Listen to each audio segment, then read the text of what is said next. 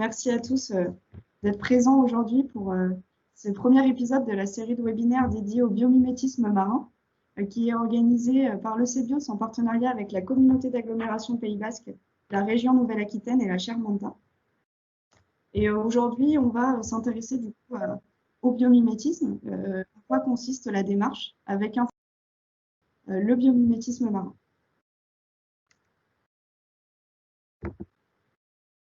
Donc, le biomimétisme, c'est vraiment une démarche qui consiste à aller observer les propriétés remarquables du vivant, qui innove maintenant depuis plus de 3,8 milliards d'années, pour pouvoir innover.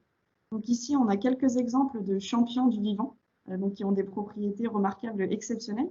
Donc avec par exemple le premier organisme que vous voyez en haut à gauche, qui est un bombix, qui est un papillon capable de détecter les phéromones de la femelle qui sont situés à 11 km de lui. Donc ça reviendrait, nous, si on voulait développer un super détecteur, à pouvoir détecter 800 molécules d'explosifs parmi 1 million de milliards de molécules d'air. Donc c'est assez exceptionnel. Ensuite, vous avez un martinet noir qui est un oiseau capable d'aller jusqu'à 200 km/h et d'évoluer dans des environnements complexes. Vous avez également cette mouche qui est capable d'avoir un battement d'aile de 1000 battements par seconde. C'est énorme. Ensuite, on a le classique exemple du lierre. Donc, je ne sais pas si vous avez déjà essayé de décrocher des branches de lierre d'un mur, mais j'imagine que vous avez échoué, puisque une colle de lierre, donc c'est un système à la fois de colle chimique et de petits crochets qui s'insèrent dans les murs, et 1 cm de colle de lierre est capable de retenir 1 tonne de végétal. Ensuite, vous avez l'orno, qui est un coquillage qui produit un des matériaux biologiques les plus solides. Et enfin, cette éponge marine, qui fabrique des structures que vous voyez comme celle en bas à droite, qui sont aussi légères que solides, et le tout fabriqué à température et pression ambiante. Le biomimétisme, c'est également une démarche qui est interdisciplinaire. Donc, on va avoir besoin, pour la mettre en place, à la fois de biologistes, mais aussi de chimistes, de designers, de physiciens, d'ingénieurs également. Et donc, on va avoir besoin de développer un langage commun et vraiment de décrire une démarche, un langage universel pour pouvoir développer ce biomimétisme. C'est un secteur, au-delà d'être multidisciplinaire, qui est multisectoriel, c'est-à-dire qui s'applique à énormément de secteurs, si ce n'est tous les secteurs de l'innovation. Donc à la fois la santé, le biomédical, le transport, l'information et la communication, l'agroalimentaire. Donc c'est à la fois la force et les faiblesses du biomimétisme. Il y a vraiment un enjeu de formalisation de la démarche. Et cette formalisation, elle commence par une formalisation de la sémantique, donc par l'établissement d'une norme ISO qui va définir les termes biomimétisme et le différencier de certains autres termes, comme la bio-inspiration, par exemple, qui est un terme très large qui regroupe toute l'inspiration qu'on va pouvoir tirer du vivant en termes d'innovation, mais aussi en termes artistiques. Les grottes de Lascaux par les hommes préhistoriques étaient déjà de la bio-inspiration.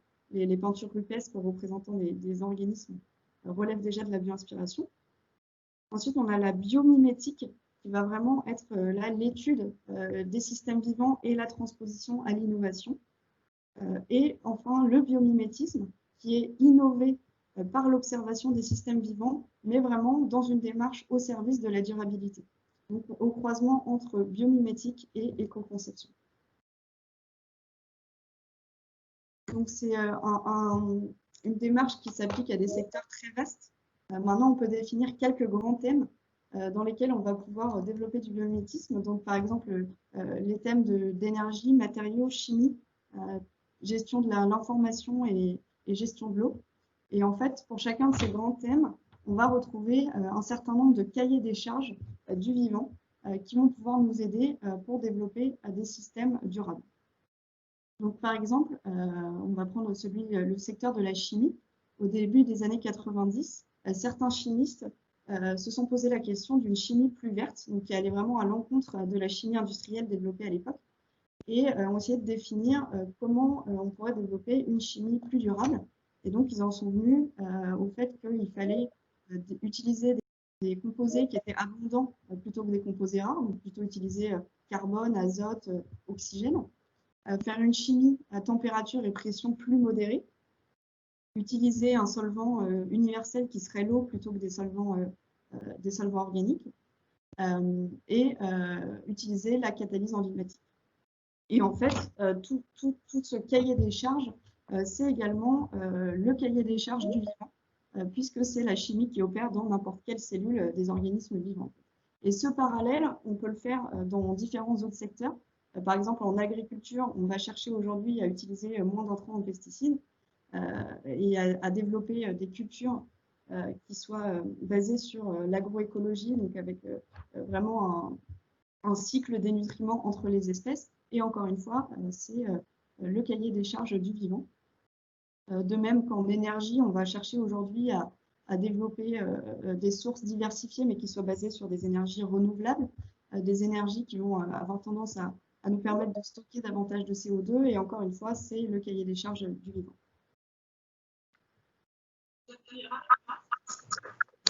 Je vous invite à vérifier que vos micros soient bien coupés. Et si vous avez des questions, n'hésitez pas à les poser dans le chat. On prendra un temps à la fin de la présentation pour y répondre.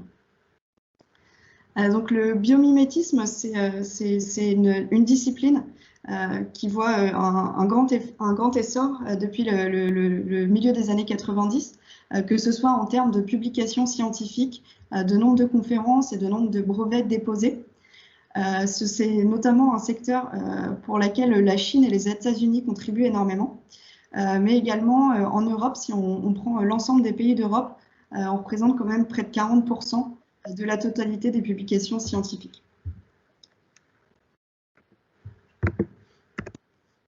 Donc ici rapidement une vue du contexte européen du biomimétisme, avec une belle avance par l'Allemagne qui a développé dès le début des années 2000 un premier réseau de biomimétisme qui s'appelle le réseau Biocon, qui avait été financé à hauteur de 8 millions d'euros par l'État allemand.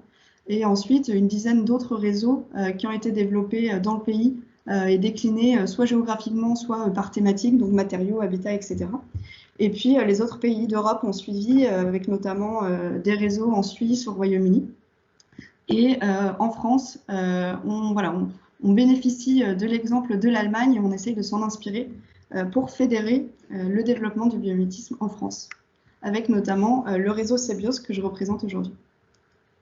En France, on a une vraie carte à jouer puisqu'on a une expertise scientifique assez exceptionnelle en biomimétisme, avec déjà plus de 200 équipes de recherche qui sont mobilisées sur le sujet, dans des secteurs tels que l'énergie, les matériaux, l'information, l'eau et la chimie verte.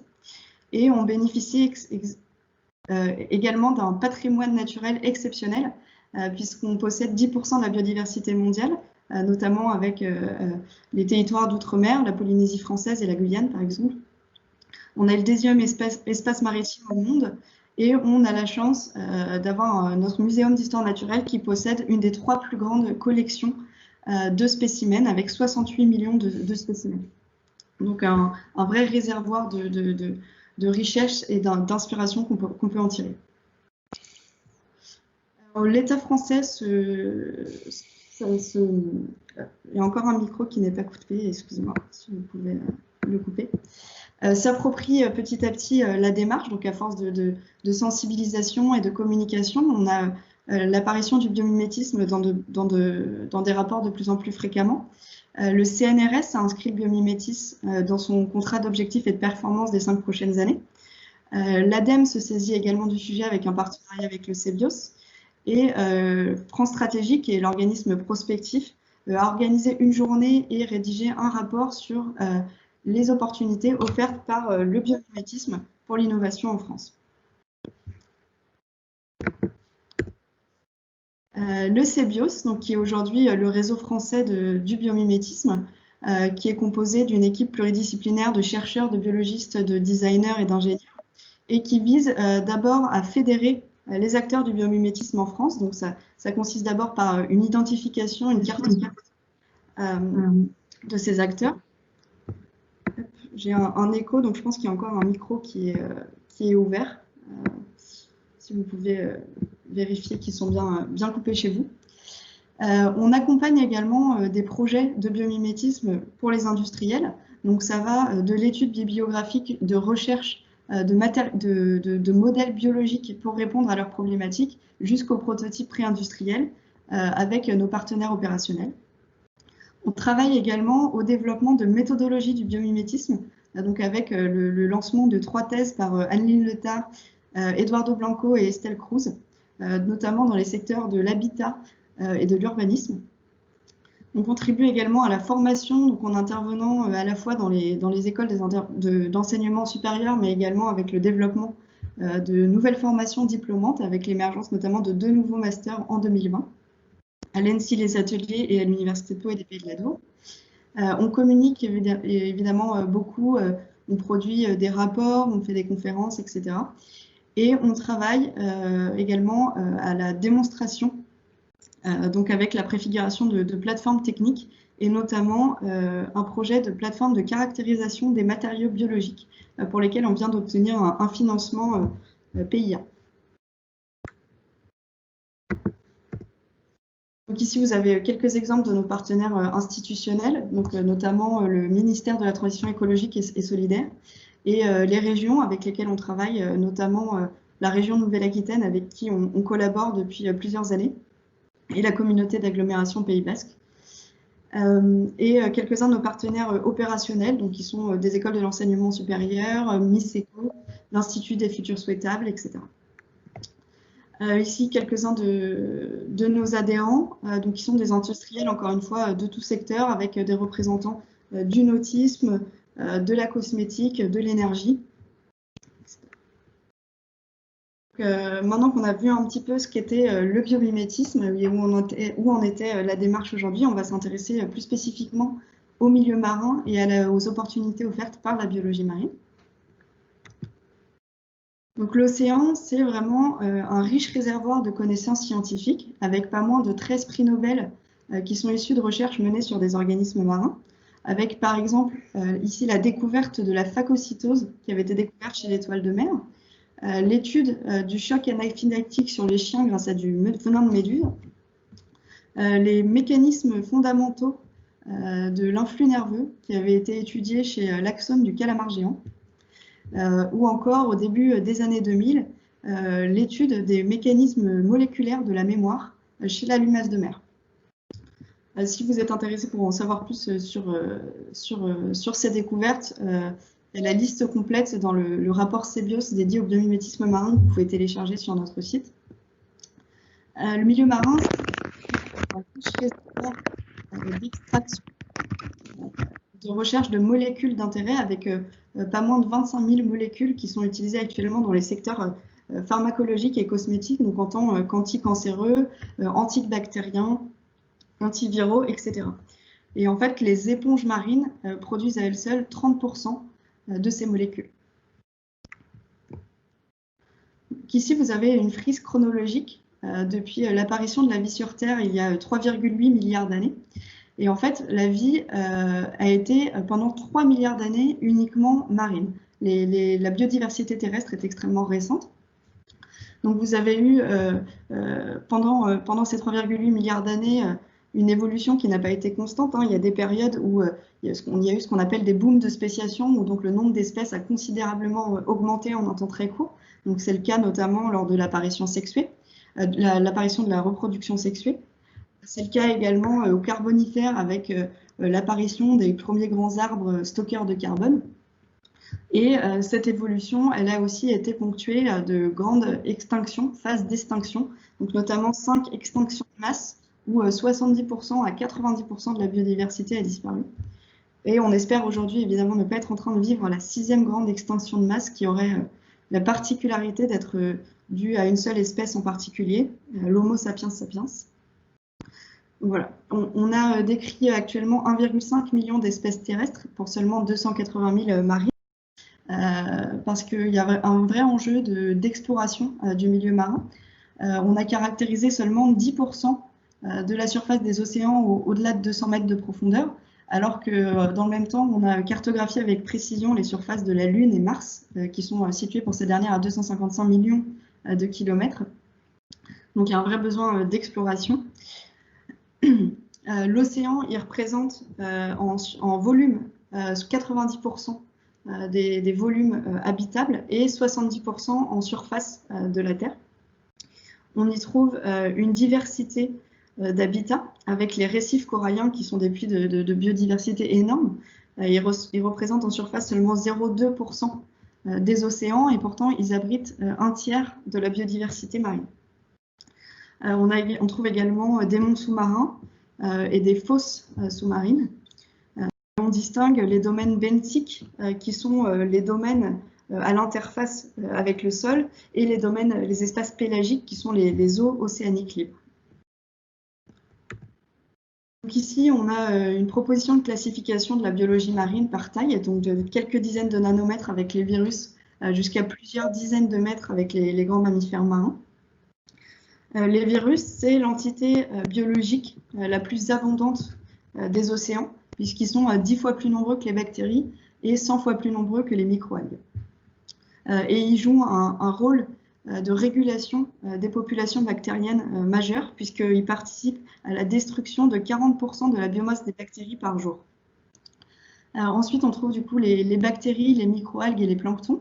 Donc les planctons, c'est en fait tous les organismes microscopiques qui sont en suspension dans donc on a le zooplancton, donc le plancton animal comme le krill par exemple, ou le plancton végétal, donc le zooplancton, qui sont par exemple les microalgues, qui participent à la production d'oxygène majeure, donc qui participent en fait à une des respirations qu'on fait sur deux lorsque nous respirons.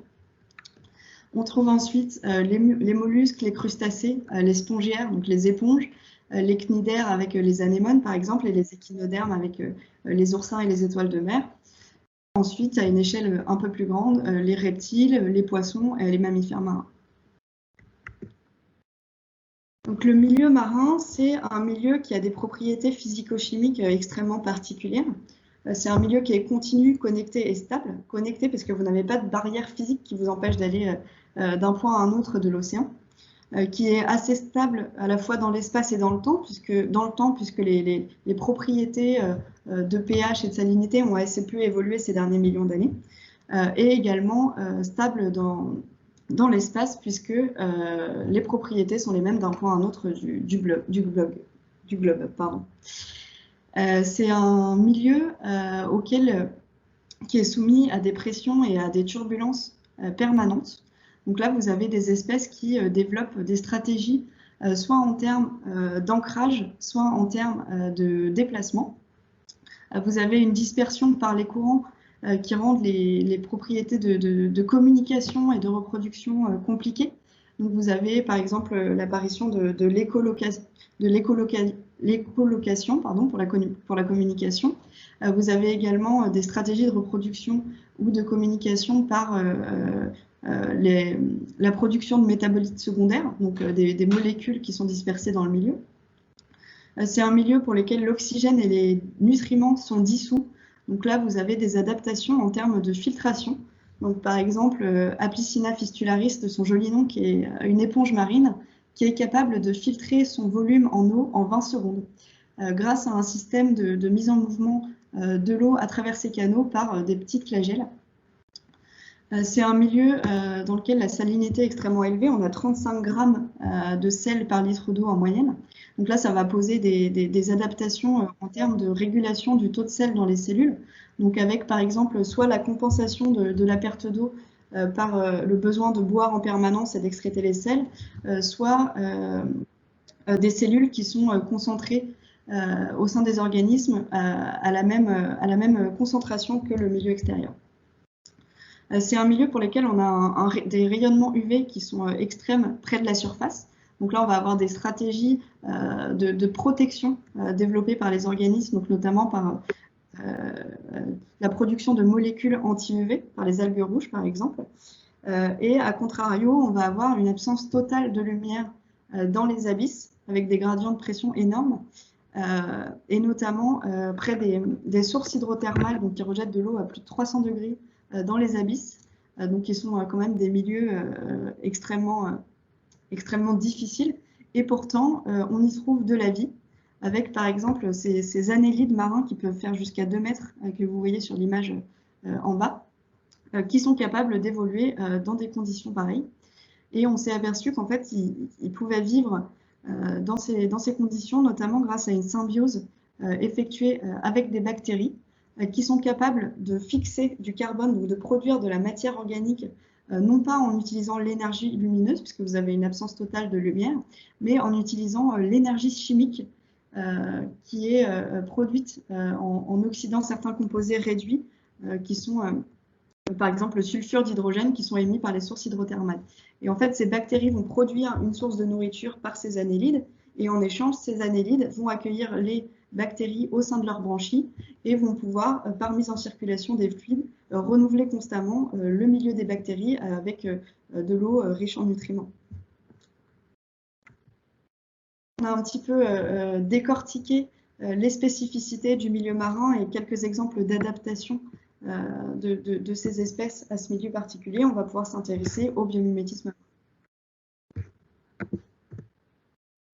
Donc là, il va vraiment s'agir d'aller un petit peu plus loin dans l'observation. On va vraiment s'intéresser à la façon dont les espèces répondent, comment elles répondent à ce milieu qui est si particulier et comment elles vont réussir à répondre à leurs besoins primaires, que ce soit en termes de déplacement, de communication, de nourriture, de respiration. Et en fait, on va pouvoir transposer ces propriétés à des secteurs d'activité donc, qui en fait ont des approches proches des problématiques auxquelles sont soumises les organismes, donc que ce soit en termes de filtration, de déplacement, etc. Avec un regard évidemment un peu particulier sur les secteurs de la croissance bleue, puisque les contraintes soumises par ces secteurs sont les mêmes que celles auxquelles sont soumises les organismes marins. Donc, par exemple, en termes de corrosion, de résistance au courant, etc. Donc, on va voir un petit peu tous les exemples. On va voir quels sont les secteurs dans lesquels appliquer le biomimétisme marin à travers une galerie d'exemples.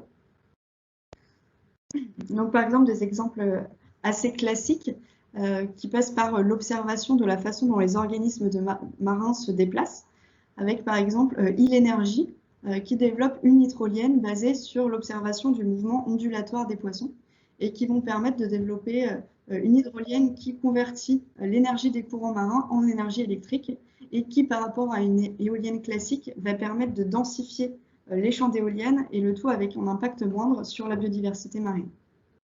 On a également Whale Power qui développe des éoliennes, des pales d'éoliennes qui reproduisent un petit peu la dentition des nageoires de baleines qui permettent de mieux gérer les turbulences. Et donc, on va avoir une transposition des propriétés hydrodynamiques vers des propriétés aérodynamiques, mais qui, encore une fois, se basent sur l'observation de la façon dont les organismes se déplacent pour des applications d'efficacité énergétique. Encore sur l'observation du déplacement, vous avez l'entreprise Festo qui s'associe à plusieurs chercheurs au sein des universités et qui développe des robots basés sur l'observation de différents... Je crois que quelqu'un a partagé ces slides. Donc, je vais reprendre la main. Donc, qui va baser ses recherches sur l'observation du déplacement des organismes, que ce soit en termes d'oscillation, de battement, etc., et qui va chercher à développer des robots pour des applications de déplacement, de nettoyage, etc. L'entreprise néo-aquitaine S-Wings, également spécialisée dans les sports de glisse, développe une dérive de surf basée sur, la forme des ailerons de dauphin et qui va permettre une meilleure maniabilité du surf. En termes de fonctions de protection, là on va voir à travers ces deux exemples qu'on va partir d'une observation marine, mais qu'on va pouvoir transposer à des secteurs complètement différents, avec par exemple Immunrise Control, qui développe des systèmes de biocontrôle, donc qui sont les alternatives naturelles aux pesticides pour la protection des cultures, et qui va en fait utiliser des microalgues pour les défenses naturelles des plantes. Donc ça va permettre de diminuer les intrants en pesticides. Les laboratoires de Biarritz qui développent des protections solaires biosourcées avec un impact moindre sur l'environnement à partir d'une molécule produite par les algues rouges. En termes de fonctions de protection, on a également observé que les peaux de requin avaient une structure particulière qui empêchait le développement de bactéries. Et c'est une observation qui a été saisie par l'entreprise américaine Sharklet et qui développe des surfaces antibactériennes. L'entreprise Polymaris, qui est une entreprise bretonne, va également produire des polymères bactériens, donc issus de bactéries marines, pour recouvrir les tuyaux, notamment de l'entreprise Suez, et qui va permettre de diminuer la corrosion de ces tuyaux. En termes de fonctions de respiration, on a également plusieurs exemples, donc notamment l'entreprise Emarina, dont vous avez peut-être entendu parler lors de la crise sanitaire récente, puisque en fait, c'est une technologie basée sur l'hémoglobine du ver marin, de cet annélide marin, Arenicola marina, qui a une affinité 40 fois supérieure avec l'oxygène par rapport à l'hémoglobine humaine. Et donc là, vous avez des applications notamment en termes de conservation des greffons, donc, qui permettent de conserver les organes d'un organisme à l'autre pendant plus longtemps puisqu'on a une meilleure oxygénation des tissus. Vous avez également les diatomées qui fabriquent des filtres extrêmement précis et l'étude par exemple des membranes cellulaires qui permettent de filtrer uniquement les molécules d'eau.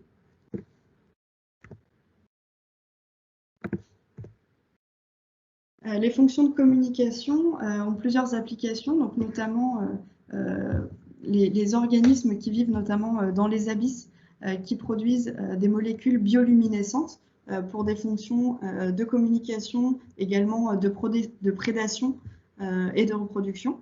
Et donc là, on va avoir des applications en éclairage, donc que ce soit en architecture, par exemple, par Tangram Architect, l'entreprise Glowy également, qui vise à développer des éclairages urbains à partir de molécules bioluminescentes produites par des organismes marins. Sur l'image à droite, vous avez un organisme qui a des capacités de camouflage dynamique exceptionnelles et qui sont évidemment étudiées depuis un certain temps, et notamment par le MIT qui essaye de développer des élastomères électroactifs, donc qui permettraient d'imiter ce camouflage à la fois en termes de couleur et également de texture. En termes d'ancrage, on a également un certain nombre d'applications, donc que ce soit en robotique par exemple, avec cet exemple-là qui s'inspire des petits picots des étoiles de mer que vous voyez ici, qui sont à la fois un effet ventouse, mais qui produisent également des cols qui permettent une adhésion réversible.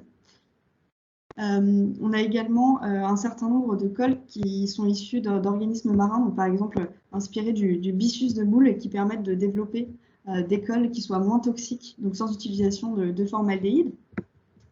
Et on a également l'entreprise Tissium qui s'est inspirée en fait de la colle produite naturellement par un ver marin et qui permet de coller instantanément dans un milieu qui est aqueux et salin.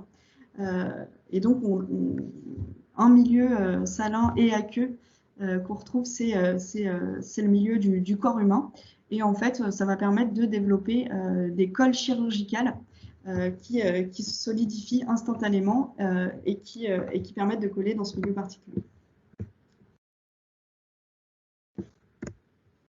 Donc, un dernier très bel exemple qui est l'étude des eaux, de la dépollution des eaux. C'est en fait un laboratoire de l'INSERM qui étudiait en fait l'impact des nanoparticules polluantes sur les méduses. Et ils se sont aperçus au cours de leur recherche que pour se défendre face à ce stress chimique, la méduse était capable de produire un mucus qui va capter ces nanoparticules, donc que ce soit des nanoplastiques ou autres, qui permettent de capter ces molécules. Et du coup, l'entreprise Chembiopharm cherche maintenant à imiter ces biopolymères pour des applications. On a vu un petit peu à travers ces exemples la richesse des organismes marins et tout ce qu'ils peuvent nous apporter comme inspiration pour des applications très diverses. On verra par la suite au cours des différentes sessions de webinaire un peu plus en détail certains projets. Mais voilà, ici vous avez un tableau qui reprend, qui croise en fait les différentes fonctions biologiques et les différentes applications qu'on peut avoir. Donc, au niveau international, il n'existe pas d'institution dédiée au biomimétisme marin. En revanche, on a plusieurs laboratoires qui s'intéressent à la thématique, donc notamment aux USA, sur les notions de biomécanique et d'hydrodynamisme. En Belgique également, on a l'Université de Mons qui, à travers son laboratoire BOMB, s'intéresse aux adhésifs biologiques. Donc, on a vu tout à l'heure à travers le byssus de moule, par exemple, mais également les vers marins pour des applications de colle chirurgicale. Quelques laboratoires également au Royaume-Uni. Mais voilà, pas pour le moment de pôle dédié.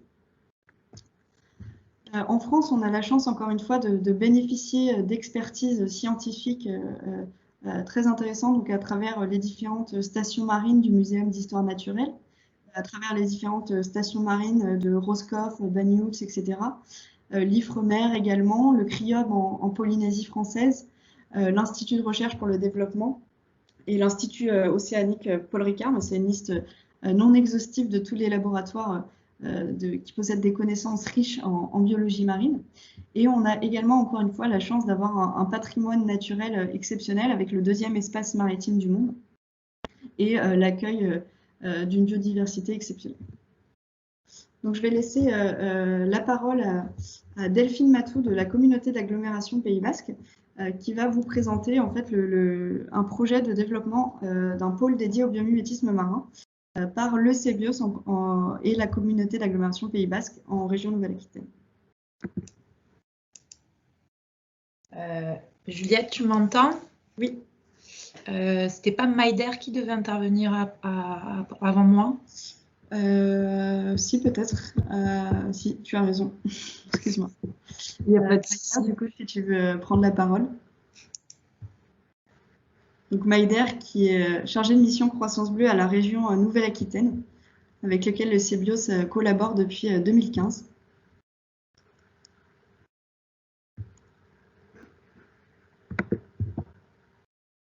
Bonjour à tous. Vous m'entendez? Oui, on t'entend. Oui. Alors, je vais vous partager un petit diaporama. Vous le voyez? Oui. Parfait.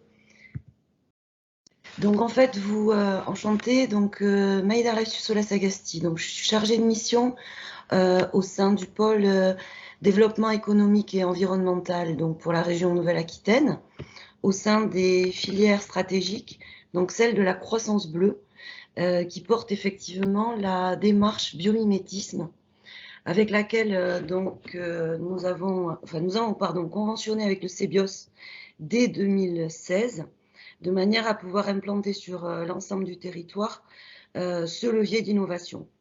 De quelle manière on a procédé?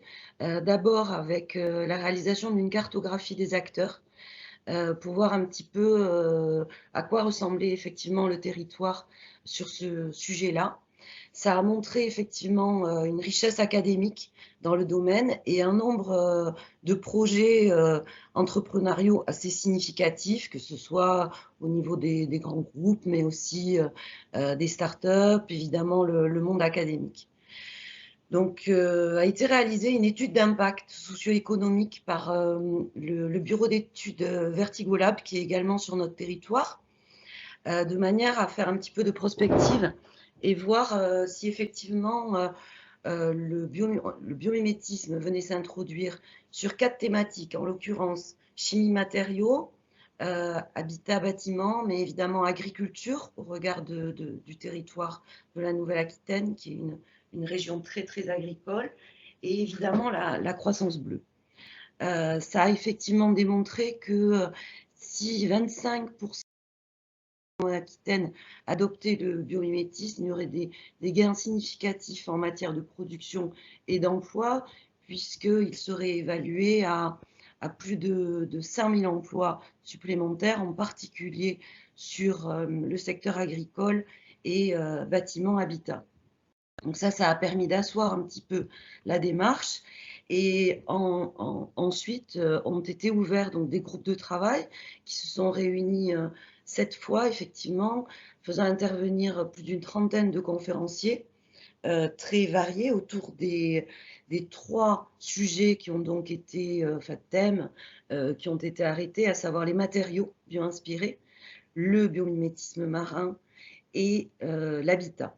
Donc, si vous souhaitez effectivement avoir accès à ces synthèses, je suppose que vous adressera le lien de manière à ce que vous puissiez les télécharger. Et vous expliquer également de quelle manière, effectivement, on l'intègre pleinement dans notre démarche régionale, donc avec des actions à la fois de formation, de sensibilisation. En l'occurrence, il y a une intégration dans les feuilles de route, chimie matériaux, qui est une des filières stratégiques de la région Nouvelle-Aquitaine, mais aussi construction durable très prochainement. Des appels à projets, évidemment. Donc, un qui s'est tenu l'année dernière sur les matériaux pour le sport et loisirs, dans lequel, effectivement, la bio-inspiration a pu prendre un des volets d'innovation. Un appel à projet qui est en cours, bâtiments du futur, de manière justement à verdir un petit peu les bâtiments. Et un autre également, toujours en cours, sur nature et transition. De manière à implémenter le sujet également au sein même de la région, pour faire en sorte que des projets puissent aboutir. Il y a des actions de formation, donc à la fois des agents de la région, mais aussi des clusters, évidemment, avec on travaille de manière très très rapprochée, de manière à sensibiliser au concept. Et donc, je parlais des concepts, effectivement, avec Aquitaine Chimie Durable, des clusters, pardon, Soltena, Elastopol, Xylofutur. Je pense à une journée sur les microalgues qui va se tenir demain. Effectivement, on essaye de faire ainsi avancer le sujet et de l'intégrer. Enfin, il y a des soutiens donc, sous forme de subventions, évidemment. Delphine Matou de l'agglomération vous parlera plus longuement de la Chermanta. Juliette a évoqué le master BIM à l'Université de Pau. Effectivement, le projet de pôle d'excellence avec la composante Cébios Océan sur le territoire de l'agglomération Pays Basque.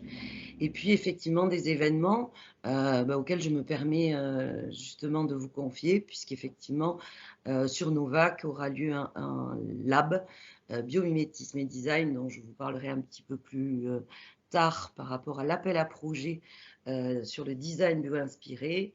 Et très prochainement aussi, en octobre à Paris, donc la Biomime Expo, à laquelle nous sommes donc présents aux côtés de l'agglomération Pays Basque, deuxième année. Et puis, je vous invite aussi peut-être à aller voir les films Nature égale futur, sur lesquels qu'on a pu accompagner cette année. Vous signalez enfin que la région Nouvelle-Aquitaine a engagé l'an dernier, les élus ont voté donc notre nouvelle feuille de route Néoterra en matière de transition écologique et énergétique. Et donc, on travaille cette année avec l'écosystème du biomimétisme à produire effectivement des réponses à cette feuille de route en fonction des différents axes et ambitions qui ont donc été fixés, savoir de quelle manière effectivement le biomimétisme peut amener des éléments de réponse. Donc ça, c'est quelque chose qui verra le jour ce dernier trimestre. Et puis, enfin, signaler qu'en matière de plan de relance, puisque la région va voter son dernier volet concernant les filières ce mois d'octobre, là, a été donc fixé, le biomimétisme a été déclaré comme levier d'innovation à la relance, et donc à travers le futur financement 2021 de preuves de concept en matière d'industrie maritime qui vont être fléchés biomimétisme, mais aussi effectivement un appel à projet sur lequel je reviendrai un peu plus tard. Je vais laisser la parole à Delphine Matou.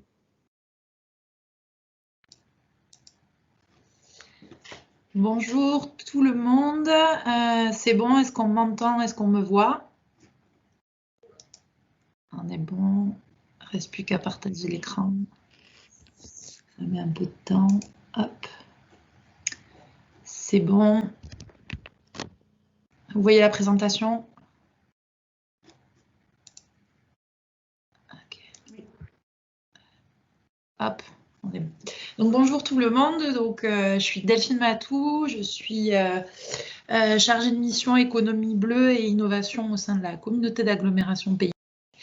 Agglomération qui rassemble les 158 communes du Pays Basque, dont 8 communes littorales. Donc, on est partenaire de cette série de webinaires sur la bio-inspiration marine, le biomimétisme marin, avec nos partenaires historiques avec lesquels on travaille sur ce pôle d'excellence sur le biomimétisme marin au Pays Basque dont vous a parlé Maider de la région Nouvelle-Aquitaine. Donc, ce pôle d'excellence, en fait, il fait écho, enfin, il s'intègre dans une feuille de route plus large qui est celle de l'économie bleue, qui a été votée par la communauté d'agglomération Pays Basque en fin 2019 et qui s'intitule Le défi bleu, avec pour objectif de faire du Pays Basque le laboratoire des solutions innovantes au service du littoral et de l'océan. Donc, le Pays Basque aujourd'hui, c'est un territoire océanique à affirmer, hein, bien que tourné vers l'océan, il est peut-être moins que ses collègues bretons ou rochelais. C'est un territoire qui clairement a été identifié comme un pôle référent par la région Nouvelle-Aquitaine, mais qui cherche encore sa place dans le milieu océanique. C'est une côte basque qui est riche d'un littoral diversifié, autant que ce littoral il est à la fois rocheux, sableux, urbain, sauvage, estuarien au travers du port commercial de Bayonne, donc un port qui engendre pas mal de menaces et d'opportunités, des problématiques environnementales qui peuvent être assez fortes, un patrimoine naturel assez incroyable à défendre et à protéger, des dynamiques et initiatives socio-économiques nombreuses, hein, puisqu'on a beaucoup de gens sur notre territoire qui sont déjà positionnés sur cette économie, et des acteurs et des activités fédérées autour d'ambitions communes qu'est cette feuille de route, le défi bleu. Donc notre territoire, c'est un potentiel bleu à développer, un milieu à préserver, puisque donc on est entre tradition et innovation en termes d'activité économique, avec des milieux traditionnels comme celui de la pêche, du tourisme ou encore plutôt de la glisse, qui sont des milieux à fort poids économique, mais qui doivent se repositionner au regard des grands enjeux actuels, qu'ils soient sociétaux, environnementaux ou autres, et des nouveaux secteurs d'activité qui cherchent à se développer avec un fort potentiel scientifique et économique.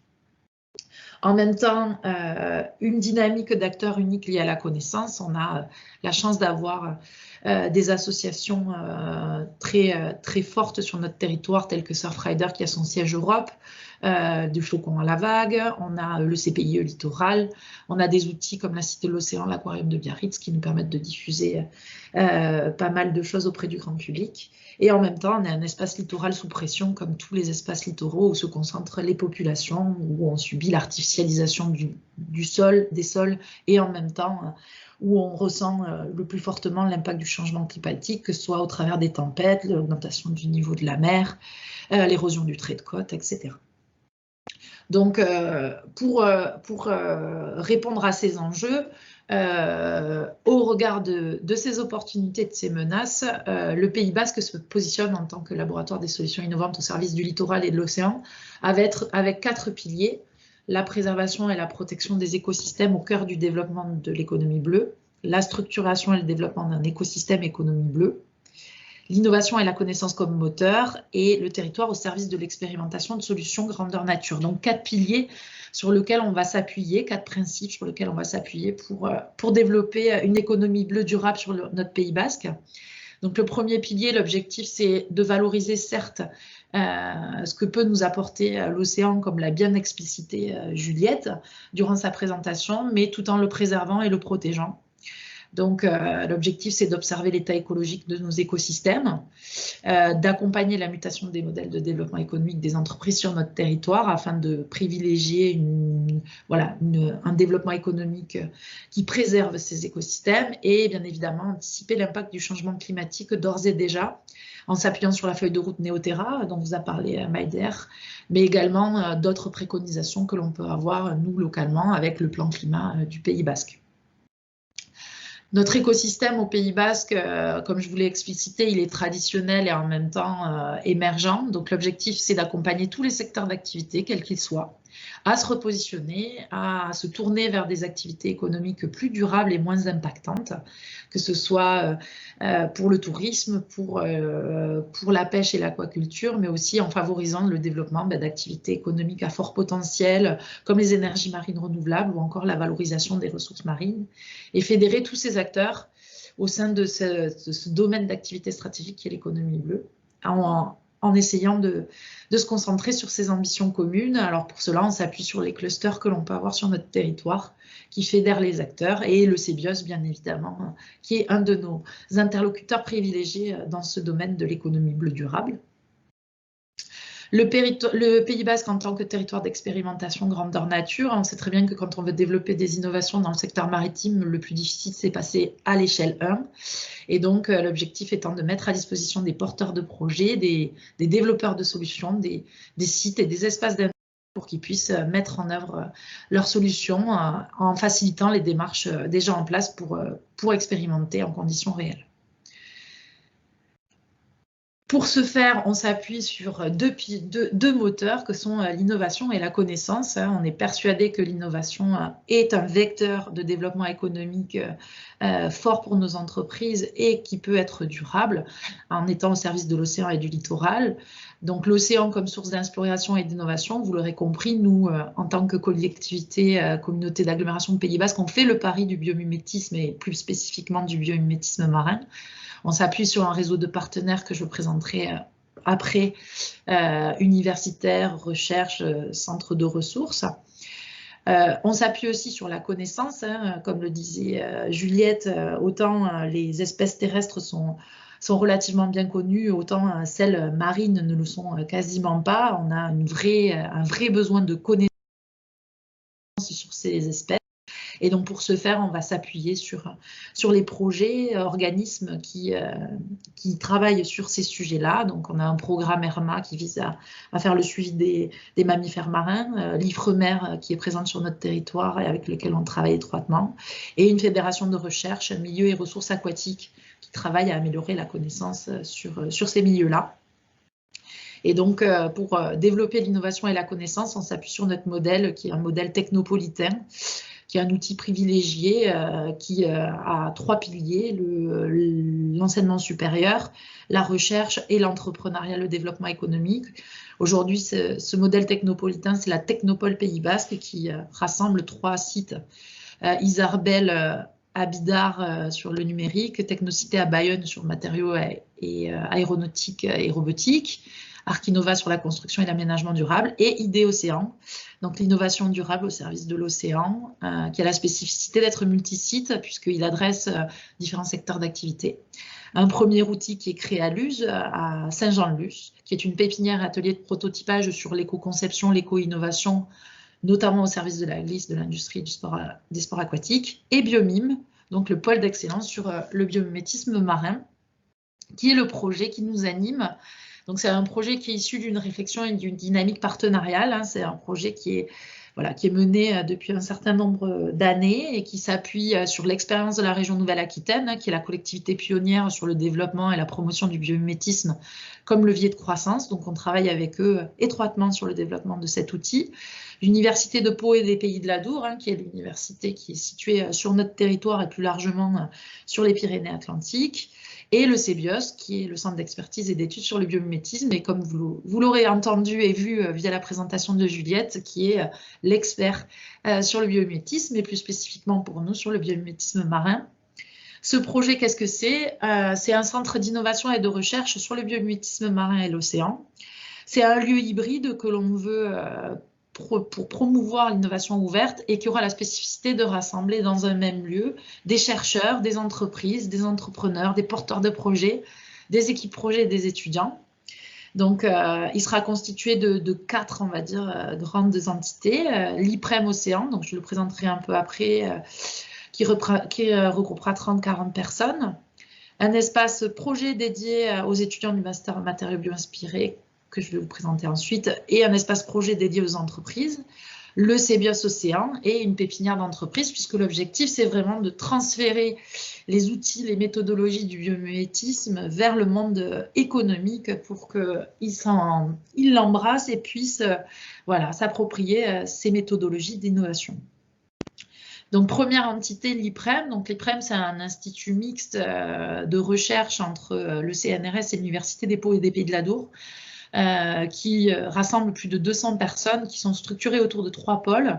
Donc, chimie analytique, physique et théorique, chimie et microbiologie de l'environnement et physico-chimie des surfaces et matériaux polymères, donc principalement situés à Pau, mais qui disposent d'autres sites, notamment un à Mont-de-Marsan et un autre à Anglette, donc sur la côte basque, et qui mènent à bien des activités de recherche sur la bioinspiration depuis plus de 10 ans, avec notamment des projets emblématiques comme la chaire de recherche Manta que je vous présenterai ensuite, un projet européen e-scaled sur la photosynthèse artificielle, un projet sur l'inifugation des bioinspirés des matériaux d'isolation pour l'habitat, une chaire de recherche sur la gestion des risques littoraux et un dernier petit né, un hub de recherche dédié à l'énergie durable et indépendante dans les territoires qui sera bio-inspiré des arbres. Voilà, des projets qui vous seront présentés dans d'autres webinaires qui suivront.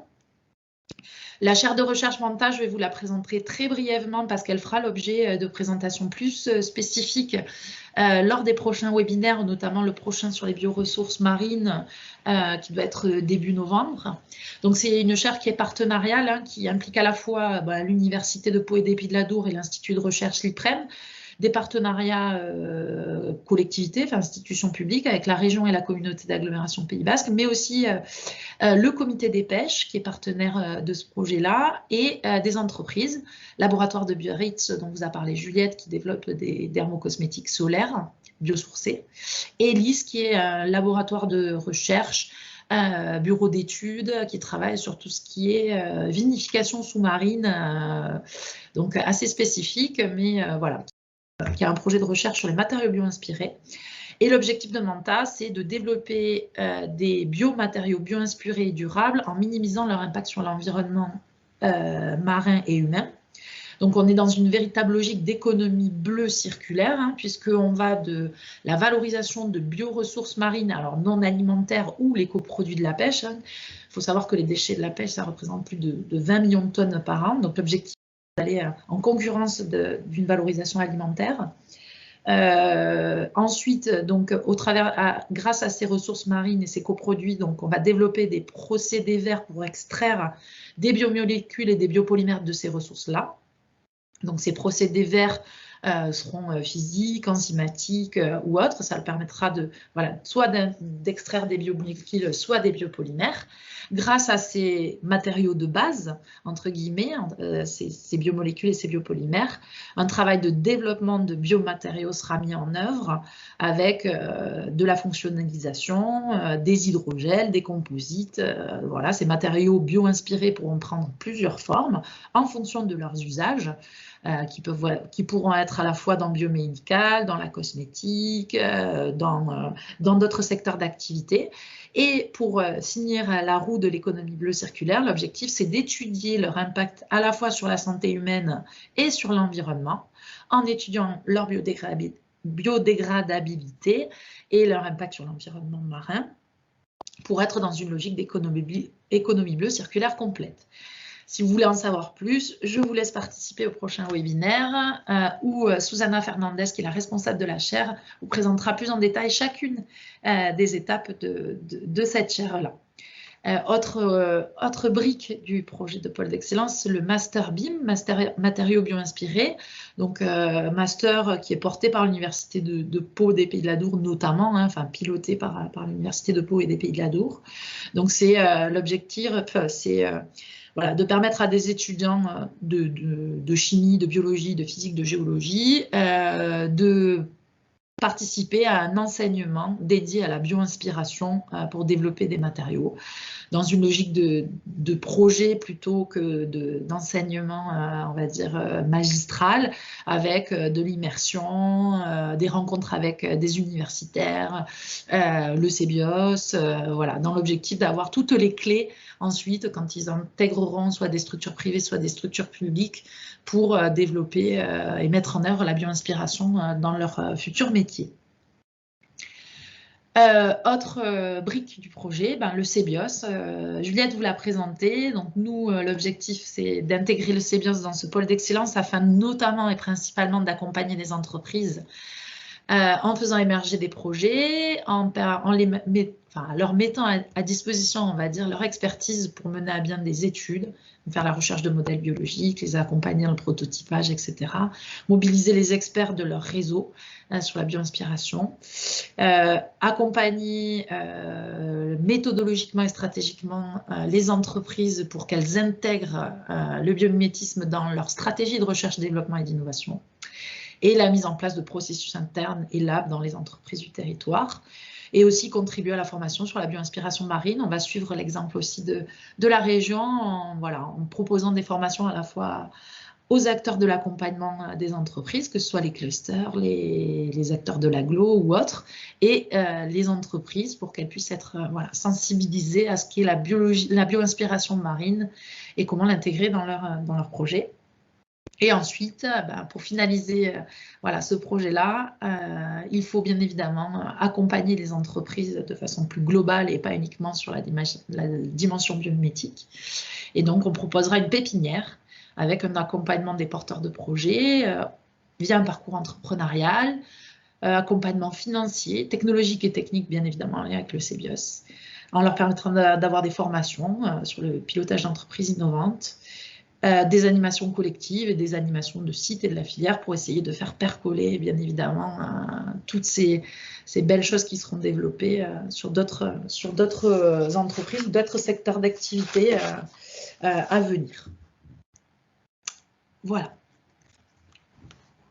Je suis à disposition si vous avez des questions, il ne faut pas hésiter. Je crois que ce sera à la fin de la session. Merci beaucoup, Delphine. Je vais reprendre la main 3 minutes pour conclure et puis ensuite on pourra répondre à vos questions. Peut-être, je vais prendre le relais par rapport à l'appel à projet. Si tu veux, vas-y. Donc, vous présentez rapidement le nouvel appel à projet. Donc, j'ai évoqué tout à l'heure, là, si ça veut bien, pardon.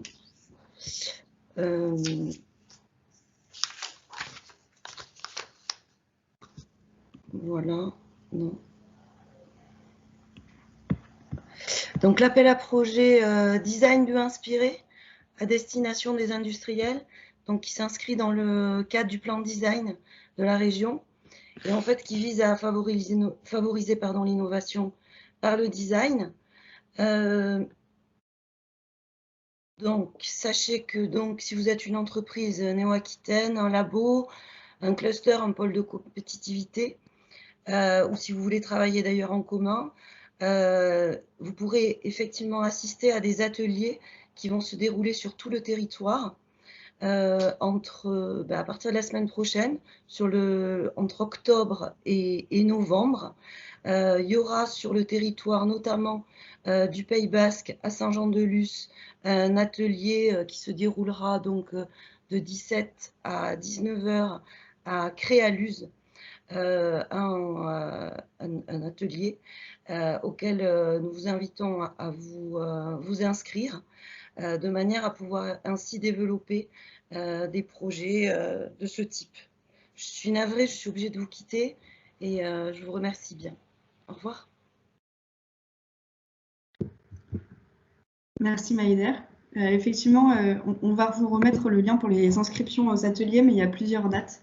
Donc, c'est des ateliers d'initiation à la méthodologie du biomimétisme pour vous aider à répondre à cet appel à projet.